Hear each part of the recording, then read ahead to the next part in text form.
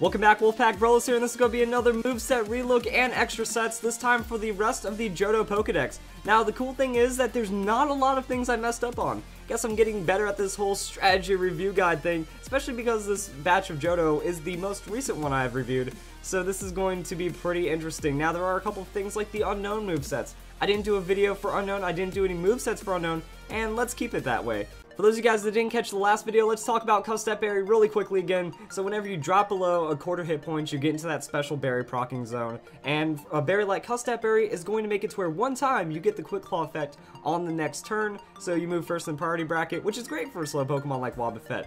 Another thing that's great about Wobbuffet is that it's meant to take damage, it's meant to be abused, and that in a lot of situations you end up in the red zone. You end up at very low hit points because you're just meant to be bouncing back damage the entire time. You take a hit, you counter it, boom, that could be a knockout or at least silly amounts of damage, and you just want to try to trade. That the main idea behind Wobbuffet is that you use counter Mirror Coat accordingly, and then their sweeper Pokemon goes down. They were also locked in because of Shadow Tag, so they really didn't have anything to do against you. Same with Encore. Now Wobbuffet's a great Pokemon to bring because it's a solid pivot Pokemon. You use that Encore. Well, now if they're trying to set up, they can't do anything. You get a free switch out into free setup, and that's just going to be great. But what do you do? Like, once you've used counter Mirror Coat, you've traded your 1-for-1, you've locked down the opponent or whatever, Wobbuffet doesn't really do anything. It takes that last hit and dies. Except with Custap Berry, because now you just get a priority Destiny Bond, or at least the fastest Destiny Bond if they aren't using priority. Sure, they can still like throw a Bullet Punch or something your way, and that could suck, but with Destiny Bond, if they're not expecting it, which might also be pretty tough after this video comes out, they're not expecting it, boom, Custap Berry, they're first, they're faster, Destiny Bond, 2-for-1 on that Wobbuffet, and that's just frustrating. Next up, we have Piloswine. I didn't really talk about the Eviolite Piloswine too much.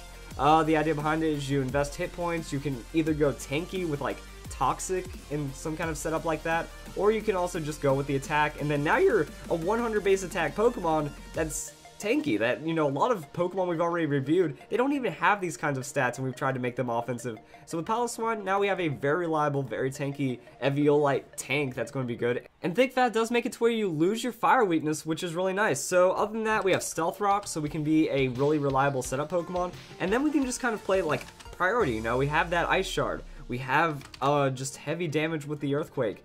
Now here's also where I kind of have my problems with Piloswine. It doesn't have any recovery, that there's no sustain to it. So you could also just do like Stealth Rock Toxic, Protect, and make it a stall Pokemon that's just really tanky, or you just go for like setup with little bits of damage, and maybe if you find like a really solid Earthquake opportunity, that could be a lot of damage right there. And then the rest, you know, you can just kind of find whatever you want to put in here. Maybe you can just go for the Avalanche, since you're expecting to be slower, might as well take the hit and throw out something monstrous back with the Avalanche. So there is some good options here for you, and that's going to work out pretty well. After that, we have Francisco's Delibird. So Choice Banded Hustle. I didn't really talk about this at all, but Francisco in the comments did like a lot of damage calcs, and apparently whenever you find super effective hits, this is going to work out pretty well. So Fairy type Pokemon get destroyed by Gunk Shot. Ice Shard, that's actually going to one-hit KO a lot of Pokemon that are 4 times weak against Ice. Brick Break, that's going to take out Tyranitar. Seed Bomb. Now the crazy thing about all these matchups is these are outspeeds with an Adamant nature. That's pretty damaging right there. The only problem is Hustle makes it to where you have 80% accuracy. So Gunk Shot drops down to like an abysmal 60-something%. Ice Shard might miss, Brick Break might miss. All these moves might miss, but they do have the damage, and it's just kind of one of these things is like, you use Delibird as a super wall breaker, that if the Pokemon's slower than you, you just find the coverage, and then you delete them as a Delibird with the Choice Band. That's pretty nifty in my book. After that, we have Crobat. Okay. Crobat should have been the last video, but here's the thing. I only had 4 Pokemon to review with like Houndoom, Piloswine, and all these Pokemon, so I moved up Crobat into this, and Curse Acrobatics Crobat is busted. That the idea is White Herb. Whenever your stat is lowered below 0, it goes back to 0, so you use Curse. You gain the attack, you gain the defense, and then your speed goes back to +0. That's scary because now you're at a free +1, it's like Choice Band, but you have freedom to do whatever you want. Also, that's a free Acrobatics proc. So now your power doubles, and you're not using Brave Bird harming yourself. Cross Poison, crazy stab move. And then other than this, I was trying to figure out what we could actually put here, and one of the favorite options I thought of was Snatch. That Snatch gives you even more steal potential. That if you're going up against a Pokemon that's trying to set up, you snatch their setup, then you use your White Herb, and now you can be even stronger So it's going to be your general Crobat idea that we want to set up just with a Jolly Nature, max attack. After we get that boost into the acrobatics, we're dealing with serious amounts of damage that could just find a lot of KOs, cross poison, and anything like that.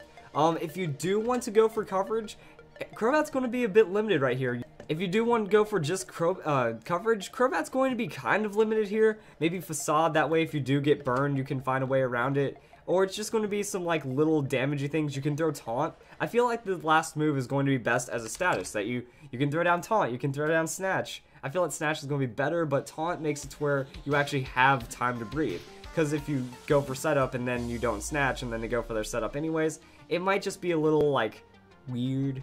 If you want to keep the damage options, the next best thing is going to be U-turn. I just find it really counterintuitive to go for all this setup and then use U-turn. So sure, you're going to get like one huge hit, and if you really need to get forced out, it is a good option, but at the same time, you're losing your curse boost, your white herb is wasted.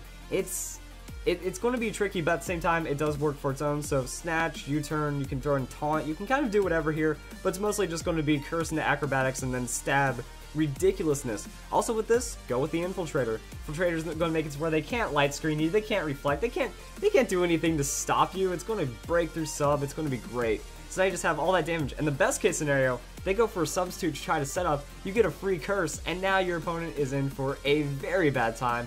And then last up, just Houndoom. I didn't mention Sludge Bomb. Houndoom gets Sludge Bomb.